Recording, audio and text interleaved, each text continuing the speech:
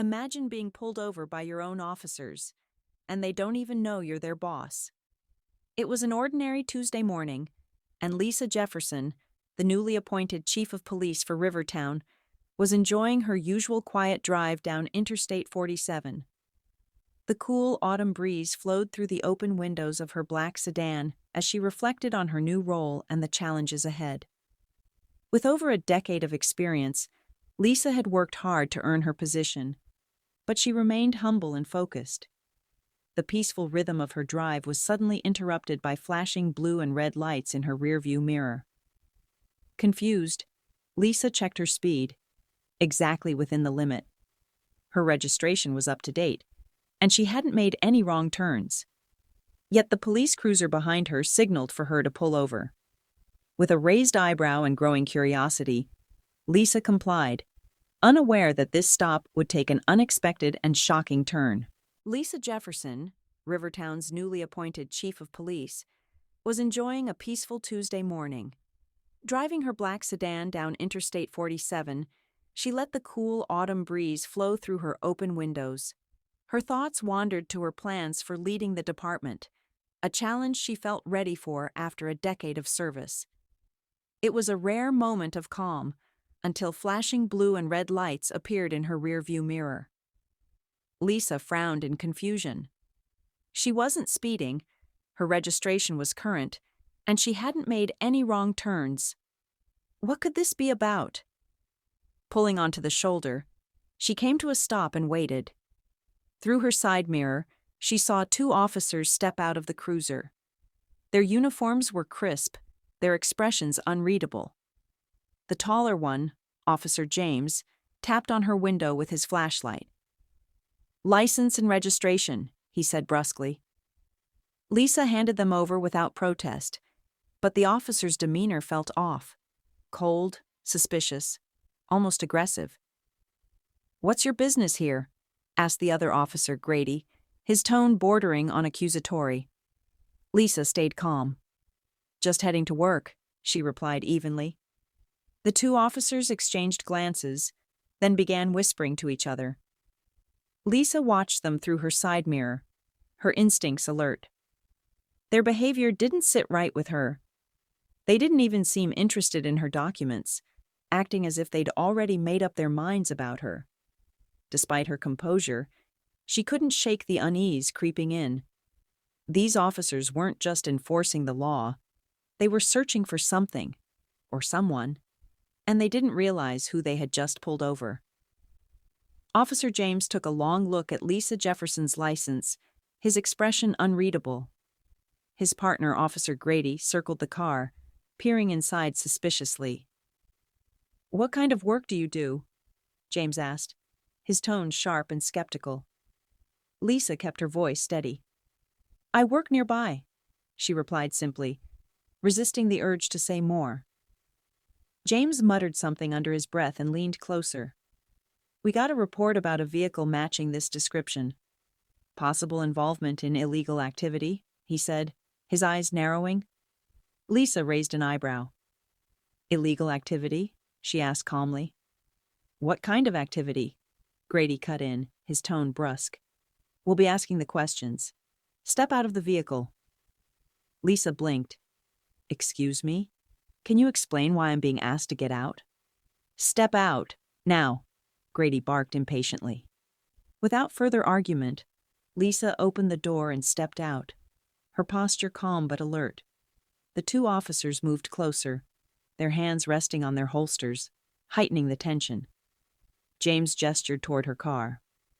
"We'll need to search your vehicle." Lisa folded her arms. "I'd like to know what you're looking for," she said firmly. Neither officer answered. Grady popped open the trunk while James rifled through the interior. Lisa stood by, watching their every move, her mind racing. Their unease was obvious, their actions sloppy. They hadn't given her a clear reason for the search, let alone followed proper protocol. As the minutes dragged on, Lisa's calm exterior remained intact, but her suspicion deepened. She couldn't shake the feeling that this wasn't about the car or any so-called report. This was something else entirely. a misuse of authority aimed at someone they thought wouldn't question it. The tension in the air was palpable as they searched her car, coming up empty-handed, and Lisa knew that the next few moments would change everything. As the search continued, a black SUV pulled up behind the scene. Out stepped Deputy Chief Martin, his presence instantly commanding attention. The officers froze, their movements awkward as they processed the arrival of their superior. "Is everything okay here?" Martin asked, his sharp gaze moving between Lisa and the two officers. Officer James stepped back from the car, visibly tense. We pulled her over. The vehicle matched a description," he stammered, his confidence draining with every word. Martin's eyes narrowed, then shifted to Lisa. She stood calmly, arms crossed, watching the scene unfold. Martin's expression changed as realization dawned. "Chief Jefferson," he said, addressing her formally, "is there a problem?" James and Grady paled as the words hit them like a thunderclap. Their boss, the chief of police, was the person they had just been interrogating. Lisa raised an eyebrow, letting the silence linger as the weight of their mistake sunk in. James took a step back, his hand falling from his holster, while Grady stood frozen, looking like he wanted to disappear. Martin's voice broke the tension. "Officers, do you understand what you've done?" he asked, his tone sharp. The stunned silence from James and Grady spoke volumes. Deputy Chief Martin folded his arms, his gaze piercing. "Explain yourselves," he demanded, his voice heavy with authority. Officer James shifted nervously. "We thought the car matched a description. Suspicious activity," he muttered. Martin raised an eyebrow. "Did you verify her identity? Did you even run her license?" James opened his mouth, but no words came out. Grady stared at the ground, his silence an admission of guilt. Lisa finally stepped forward, her voice calm but firm. "You didn't follow protocol.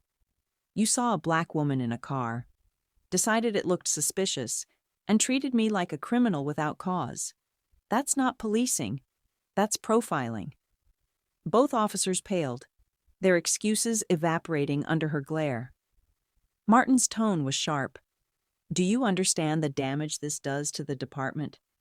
The trust you've just broken?" Lisa locked eyes with them.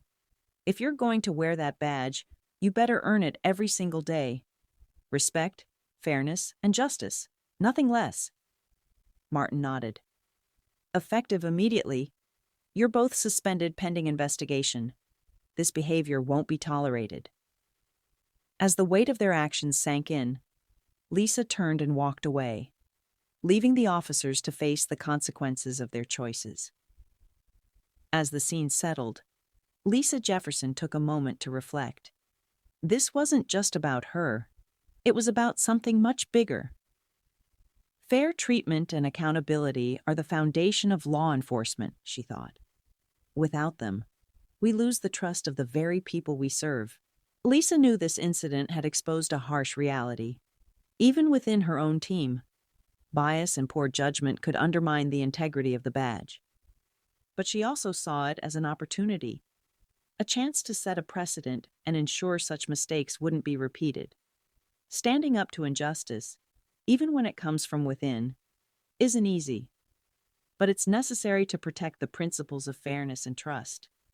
Lisa's actions weren't just about discipline, they were about rebuilding a culture of respect and integrity. What do you think about this story? Have you ever faced a moment where you had to stand up for what's right?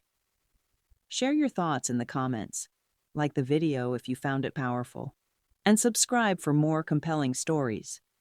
Together, let's spark conversations that matter. Thank you for watching this story. Your time and support mean a lot to us. If you found this video meaningful, don't hesitate to share it with your friends and family. It could spark an important conversation. And if you haven't already, hit that subscribe button and turn on notifications so you never miss a new story. We're dedicated to bringing you content that inspires thought and challenges perspectives. Let's all strive for a world built on fairness, accountability, and mutual respect. Together, we can make a difference. Stay safe, stay kind, and we'll see you in the next video.